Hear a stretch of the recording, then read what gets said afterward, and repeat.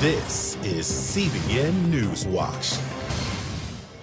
Thanks for joining us, everyone, for CBN NewsWatch. I'm Wendy Griffith. We begin this half hour with Hurricane Helene. The storm roared ashore near Florida's Big Bend region as a monster Category 4 hurricane, delivering a catastrophic 20-foot storm surge, destructive winds, and record rain. More than 2 million people are without power. CBN's Operation Blessing is already there to help those impacted by this historic storm. Charlene Aaron has more in our top story. Overnight, Hurricane Helene slammed into Florida, south of Tallahassee, with heavy rain and winds topping 140 miles per hour. You have these 140-mile-an-hour winds hitting here in North Florida. This is going to extend. I mean, you're going to have hurricane-force winds that are going to extend across a couple counties to the east and west. The storm prompting a rare extreme wind warning, with forecasters calling it exceptionally dangerous and life-threatening. In Fort Myers Beach, Marine deputies wading through floodwaters and using boats to rescue people. And in Tampa, roads looked like rivers, and video shows transformers exploding. This storm is raging. I have got flooding so bad you can't even imagine. In near St. Petersburg, this hotel lobby completely underwater. And the storm turning deadly after a sign fell onto a vehicle on Interstate 4, killing the driver. Homes and businesses boarded up as the storm approached, with many residents heeding mandatory evacuation orders. This one here's got me a little bit more nervous than the others. I mean, for the extent of how wide and vast it is. I mean, it's not a little small storm like the others we've had here recently. In Cedar Key, this man staying to ride out the storm. It's the worst storm I've ever been in my whole life, and right now it feels like the whole island is coming apart. The storm surge is closing in on 3 sides. Several of our streets are impassable. There are trees down everywhere. The wind sounds like a freight train outside right now. Those who defied mandatory evacuation orders asked to write their name, birth date, and other information on their arms or legs so they can be identified. Facing potentially serious damage and life-threatening conditions, residents have been frustrated with having to deal with yet another hurricane. It's like a bad dream over and over. It's like as soon as you get cleaned up for one storm, 6 months later, you're getting hit again, or 8 months later, you're getting hit again. Some were still trying to get out as water began filling roads. More than 1 million homes and businesses are without power. Last summer, Hurricane Idalia brought about 9 feet of storm surge in the same region in Florida where Helene hit, leaving most homes underwater. Helene expected to deliver catastrophic storm surge of some 20 feet. CBN's Operation Blessing arrived ahead of the storm in Mariana, Florida. We are looking at anywhere between 5 to 20 foot of storm surge. Just to give you an idea, 20 foot of storm surge looks like a 2-story house completely submerged underwater. Operation Blessing was already in place to meet the physical and spiritual needs of those impacted by the storm. We have actually brought our mobile kitchen with us so that as soon as the storm passes, we can start evaluating the areas and seeing if there's a need that arises for feeding operations. Operation Blessing also prepared with other essential supplies, such as chainsaws, shovels, and coolers, to assist residents with cleanup and recovery after the storm. Just meeting them where they're at, just like Jesus would ask us to do. OB is very committed to being able to do that with others and to show and spread not only the light and the gospel, but the love that we have deep in our hearts. Charlene Aaron, CBN News. And we continue to pray for everyone affected by this storm. Well, now to the Middle East. Israeli Prime Minister Benjamin Netanyahu will address the United Nations today. As Chris Mitchell reports from Jerusalem, his speech comes while Israel's enemies continue their rocket attacks and many nations are calling for a ceasefire. Air raid sirens rang out across Tel Aviv early today as the Houthis aimed a missile at Israel's high-tech center from Yemen. The Israeli military said its Arrow anti-missile system intercepted it. In Beirut, the IDF eliminated another top Hezbollah commander, this time the one who oversaw the terror group's drones and cruise missiles. Mohammed swore was also at one point a top advisor to the Houthis in Yemen on how best to use their drones and missiles. That attack came as the White House is upset that Israel is rejecting an international call for a ceasefire, especially after the Americans say they believe top Israelis had already given tacit approval to that very public appeal. We wouldn't have issued it when and how we did if it wasn't supported by the conversations that we are having with top Israeli officials yesterday, and those conversations continue today. An Israeli government spokesman clarified Prime Minister Benjamin Netanyahu's position. Reports about a ceasefire being already agreed are not accurate. The Prime Minister's reiterated that, yes, of course, Israel is open to diplomacy, as we have been. It's always our go-to option. After Netanyahu landed in the U.S. for a speech today at the UN, he again made clear why he wants to keep up the war on Hezbollah. Our policy is clear. We're continuing to strike Hezbollah with full force, and we will not stop until we reach all our goals. Chief among them, the return of the residents of the north securely to their homes. In his UN speech, Netanyahu is expected to argue that Israel's offensive attacks on Hezbollah and Hamas are a justified defense against those terror groups' war to wipe out Jews and the Jewish state. Netanyahu's address comes after Palestinian Authority leader Mahmoud Abbas made his case to the UN Thursday. Although he talked about establishing a Palestinian state alongside Israel, he also hinted at kicking the Jews out of what he called Palestine. It will remain ours, and if anyone were to leave, it would be the occupying usurpers. Abbas also claimed the Temple Mount in Jerusalem, the holiest site in Judaism, is, quote, exclusive property of Muslims. On Thursday night, nearly 50,000 Jews gathered next to the Temple Mount to pray for the swift return of the hostages, the safety of the soldiers, and for the security and unity of the people of Israel. Chris Mitchell is with us now from our news bureau in Jerusalem. Chris, great to see you. What are you hearing from Israelis about a ceasefire or an invasion into Lebanon? Well, Wendy, my sense with my conversations with Israelis is that they really want to go into Lebanon. The feeling is that, one, you really can't stop going after Hezbollah. When you have them on the run, you're making amazing progress in the past few weeks. Also, too, that you can't have peace in northern Israel with Hezbollah still in southern Lebanon and try to get them all the way to the Litani River. Three, they believe that it's unlikely that a political settlement will be able to force Hezbollah out of southern Lebanon. There's also the sense that I've heard ever since October 7th that when Hamas is defeated in the Gaza Strip, then Hezbollah will have to be defeated next. You remember Hezbollah has been spending the last 20 years or more bringing in tens of thousands of rockets. They took over civilian homes. They hid those rockets. They're using Lebanese as human shields. And Israeli knows that if Hezbollah is defeated, it's not only going to be good for the people in North Israel, but it's going to be good for the Lebanese people as well. And Chris, what is some of the history behind Resolution 1701 and why do Israelis feel a security zone is necessary? Well, in 1701 was enacted right after the Second Lebanon War in 2006. That was a 34-day war. The UN Security Council adopted that resolution. It called for a 7-point plan for the government of Lebanon to actually exercise its authority over southern Lebanon, all the way from the Blue Line to the Litani River. And it stated no weapons in that area without the consent of the government of Lebanon and disarmament of all the armed groups in Lebanon. But it was an abysmal failure.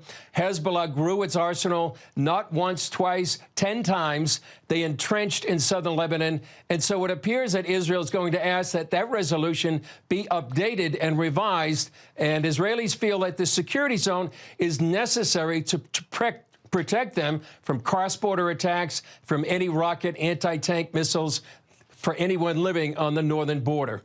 And what more are you expecting from Prime Minister Netanyahu's speech this morning at the UN? Well, Wendy, I think he's going to say Israel has a right to defend itself just like any other nation. They've endured more than 9,000 rockets in the last 11 months. What other country would tolerate that? I believe he's going to talk about Iran as the power behind Hezbollah and Hamas and all the chaos in the Middle East. And Israel will do what it has to do to fulfill its official war goal, to allow more than 60,000 residents of the North the ability to go home, and that any ceasefire, any diplomatic settlement is really going to have to achieve this goal. So I think that's part of what he's going to say, but he's really done this so many times. He's a master at this, and we'll wait to see what he says later this morning. And Chris, you have a terrific show. It's called Jerusalem Dateline. It airs tonight on the CBN News Channel. What's on tap for tonight's show? Well, we're going to have a story on, is Israel an apartheid state, and is it committing genocide? That story is with Paul Strand. We have analysis with CBN senior editor John Wagi. We also have legal expert Eugene Kontorovich, and he's going to be talking about the recent UN resolution that actually calls for Jews to leave the old city of Jerusalem and Judea and Samaria. That's the biblical heartland of Israel. We also have another legal expert, Nishana Darshan-Leitner, on her lawsuit about one of the main groups stirring out anti-Semitism on college campuses and how they're linked to Hamas. And finally, a story with Franklin Graham and Samaritan's Purse donated more ambulances to Magen David Dome, and why it's important for Christians to stand with Israel. Wow, action-packed show tonight. Thank you so much, Chris, for joining us from Jerusalem. Our CBN News Middle East Bureau Chief Chris Mitchell. Thank you as always, and stay safe. No, we are praying for you and everybody in Israel. And again, you can see more news from the Middle East with Chris and his team on the CBN News Channel tonight. That's at 8 p.m. Eastern. You can also watch on the CBN News Channel or on YouTube. Coming up, see why some experts say a new strategy for greater security is needed when fighting against attacks by Iranian-backed Houthi rebels. Stay with us. You're watching CBN News Watch. Welcome back to CBN News Watch. The Harry S. Truman carrier strike group left Norfolk Naval Base this week. It's reportedly headed to the Red Sea to protect against attacks by Iranian-backed Houthi rebels. The Houthis have attacked more than 70 ships in the past year, creating havoc in global shipping. While the U.S. Navy has been fighting off those attacks, experts say a new strategy is needed to bring lasting security.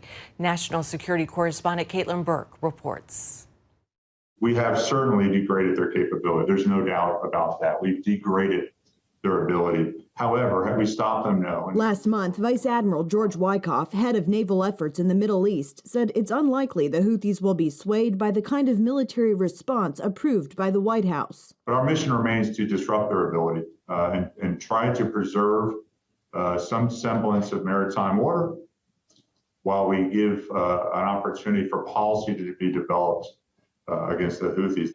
While that discussion goes on, the Iranian proxy group has attacked more than 70 vessels since the war between Israel and Hamas began, claiming to support Palestinians in the Gaza Strip. What the Houthis, really at the behest of the Iranians, learned long ago is that the shipping that goes through the Red Sea it has a global impact. The Heritage Foundation's Brent Sadler, a former Pentagon official, predicts this will only continue without a change in U.S. strategy and rules of engagement. But until you sever their connections to Tehran and at the same time apply more punishing attacks against them, this is going to persist for quite a while, as in fact it has. Wyckoff says many ships now bypass the Red Sea, taking a route that adds about 11,000 miles to each trip. Don't get me wrong, it's not an acceptable solution, but we have seen some degree of stabilization. Where we used to see about 2,000 ships go through the BAM a month, now we see roughly 1,000 ships. Meanwhile, Navy forces find themselves under constant enemy fire for the first time since World War II. Bottom line is that our sailors have been asked to do an extremely difficult job, and they're doing it better than we could possibly even imagine. Costly U.S. weapon systems are also being targeted. Earlier this month, the Houthis claiming they downed a $30 million drone. An MQ-9 did crash in the vicinity of Yemen. That is being investigated.